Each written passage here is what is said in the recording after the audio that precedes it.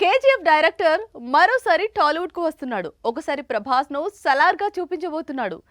ఆ సినిమా ఇప్పటికీ ట్రెండింగ్ లోనే ఉంది. ఇప్పుడు మరోసారి టాలీవుడ్ కు వస్తున్నాడు. ఈసారి ఎన్టీఆర్ ను డ్రాగన్ గా చూపించబోతున్నాడు.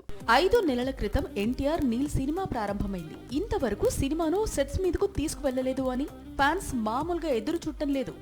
అయితే వారికి రావాల్సిన అప్డేట్ రానే వచ్చింది. మరి కొద్ది గంటల్లోనే నీల్ మేకింగ్ లో ఎన్టీఆర్ నటించబోతున్నాడు. ఎన్టీఆర్ పై తొలుత పాటను చిత్రీకరించబోతున్నాడట ప్రశాంత్ నీల్.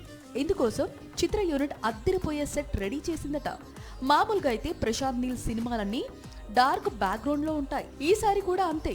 ఇప్పుడు తీయబోయే పాటను కూడా కథలో భాగంగా వచ్చే విధంగా ఉండనుందట.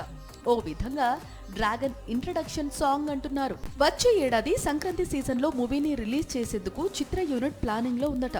హీరోయిన్ గా కన్నడ బ్యూటీ రుక్మిణి వసంత్ నటించనుంది. బాబీ డియోల్ విలన్ గా కనిపించబోతున్నాడని ప్రచారం సాగుతోంది.